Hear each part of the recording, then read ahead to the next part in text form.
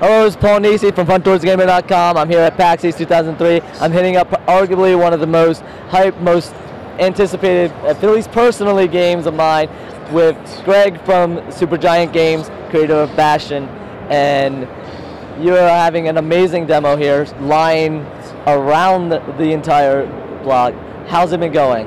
It's been going pretty insane. I think I can safely say this has exceeded our expectations this is everything we could have possibly hoped for. I mean, when we first showed Bastion at PAX Prime in 2010, we were a bunch of nobodies. I mean, no one had heard of us as a team, and we're like, we have nothing to lose, and you know, the show went just absolutely amazing for us. It was one of the best experiences I've personally ever had, and I felt like there was just no way that this could come close, and yet it has.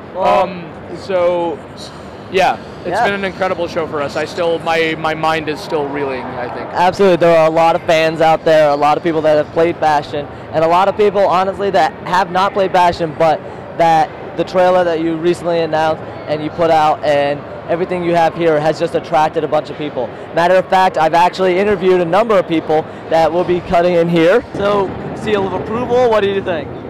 I'm definitely looking forward to it. I can't wait till it comes out. All right, so overall verdict, what do you think, and was it worth the wait? Yeah, it was definitely worth the wait. We got here a little bit earlier, so we weren't online too long, but still totally worth the wait. Like I said, it is short, but it gives you a really perfect view of what the game's going to be like, and it's going to be really fun. And they'll have some of their opinions and going on, but I have a number of people that, whether they played Bastion before or not, they had some great insight, some wonderful things to say about the demo. First off, a lot of people really enjoyed the new fighting time pausing, real-time strategy, like RTS. It adds a strategic element to it that's really nice. Artwork, of course, always beautiful, and the music, of course, amazing. I personally have the soundtrack. So you have the same, the voice is back, the music is back. So, how much of the full team for Bastion is back? 100% of it. That was actually something that was very important to us and about this project. It's like, we want to keep this whole team together, making games together for as long as we possibly can, because you got a winning combination there. Oh, thank you. I mean, we certainly hope so. Of course, we don't take anything for granted, but I often say that the chemistry that we have between the members of the team, that's the most important thing that we have. It's not any one individual's contribution. It's somehow through whatever, you know, through the conflict that we have, like the fighting and the good times and the bad times and the experience we share together. That's where all this stuff comes from, you know, thank goodness people like it, because the longer we stick together doing this stuff, I think sort of the more interesting it's going to get. So yeah, it's been really great to get everyone back together on the premise that we're gonna like once again make a world from scratch. That was something that was really fun and exciting about Bastion. Of like, let's just make a bunch of stuff up. Like because who cares? It's like there's enough stuff out there that is. I mean, we just wanted to try and make something that felt different from stuff we'd already played. If Bastion was our answer to fantasy, this is kind of our take on science fiction.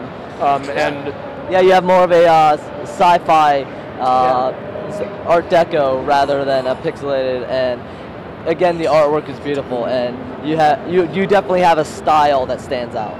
Thank you. Yeah. One thing that has come up, and I personally have been saying, it's familiar yet different. A lot of people said that when they first picked it up, they could get into it. The new fighting mechanic took a little learning it, but once they learned it, they learned the strategy, how to use it to their advantage. So that is awesome. As you go through, you collect new powers by saving people, picking up people. Are these going to work in the same way, kind of like the weapons, where maybe are you going to get everything, or along the storyline, or do you have to search out some of them? Yeah, that's an interesting question. We want we only kind of offer a little taste of it here, but there's going to be a whole kind of robust system around power acquisition, and kind of a big part of this game to us is discovering. You know, you have this weapon called the Transistor. One of the ways I like to think about it is like it's a game where you get the ultimate weapon right at the very beginning. So we then want to proceed to make that experience interesting. So discovering its secrets, unlocking its powers. We hope that stuff is going to end up being very interesting, and a combination of like very rich gameplay systems, tied back to the narrative in interesting ways. So discovering what this weapon is all about.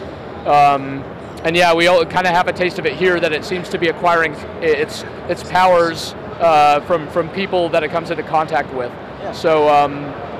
So yeah, we give you kind of 4 powers here, but that's really just a small sample. Just a small taste. Yeah. Speaking of the taste, there's actually one instance of using it in a puzzle.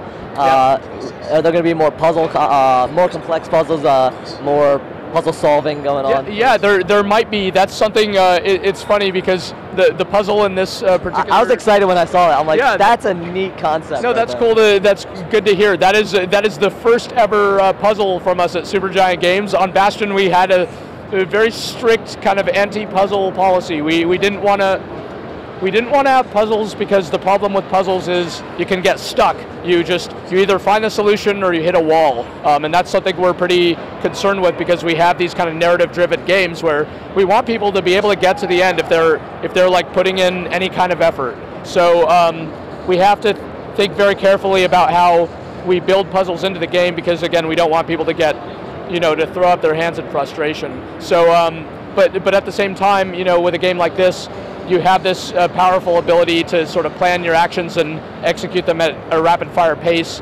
We wanted to introduce the idea that you may use this in a variety of ways, not just for killing bad guys, but yeah, I'm excited to see how you can integrate that puzzle mechanic in there. So we have a lot of ideas. I enjoyed this one. It was nice, simple. It got the idea across very well. Cool. All right, and as always, I always enjoyed the humor that you interject in there. A little like, oh, okay. Yeah. So you're there.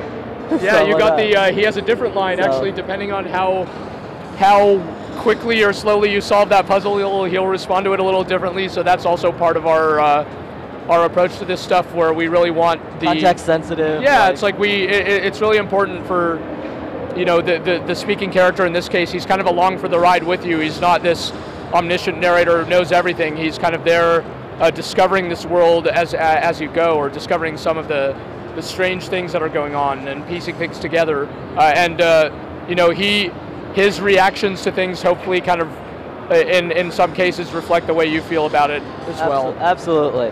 All right, so when can we expect, you have the demo here, is there going to be a public demo coming out? And I think you're out next year? Yeah, this is just, from our point of view, it's just an early first look at the game. It's all kind of pre-alpha.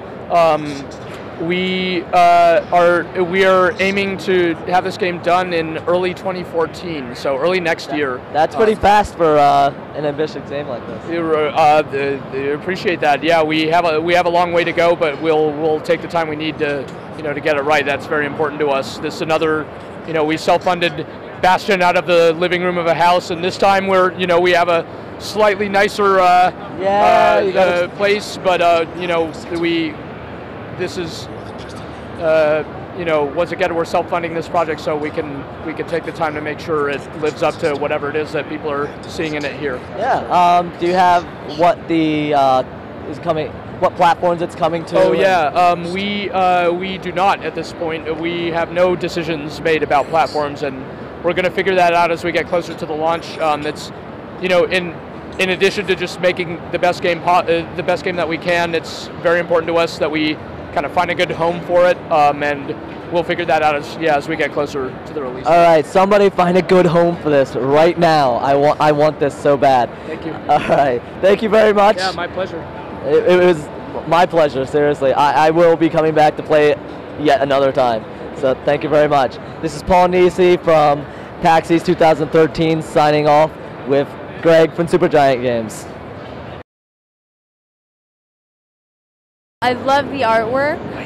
That's something that really draws me to it. One thing I really like about this is how it's almost like turn-based.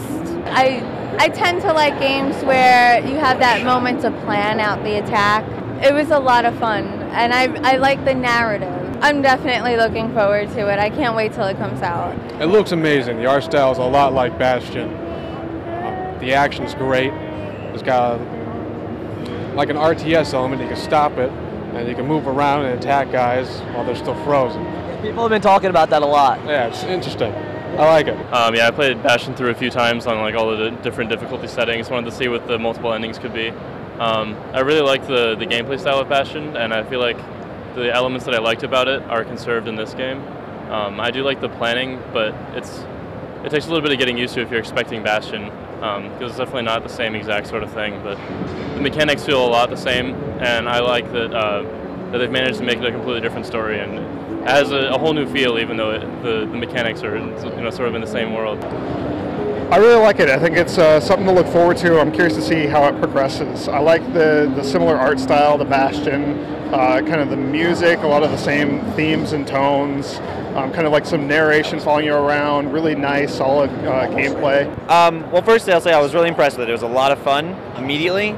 The gameplay is markedly different than Bastion. There's strangely familiar yet different. Yeah, that's exactly right. Well, the style of the game and the gameplay style is very similar. So you get this feeling of playing Bastion, but suddenly you're in this battle scenario that's completely different. I did play Bastion, and this is very similar. The art style, the voiceover narration. But the standout feature, definitely, I'm sure this has been mentioned, is the being able to pause time and plan out your steps, and then execute your action. Yeah, and then you kind of have to wait till it recharges to be able to do it again and use your abilities. So really, really neat idea, and it executes really well. It was awesome. I actually didn't play Bastion, so this is my first SuperGiant game, and I really like it. I want to go back and play Bastion, but this game is, I mean, the music is incredible. I actually, in the beginning, they make you're supposed to kind of skip through, and I just stopped and listened to as much of the song until it stopped playing, because they've done a really great thing here. It's hard to believe there's a whole year left before this is ready to come out, because I'm ready to go buy it. Okay. All right, well, that sums that up pretty well.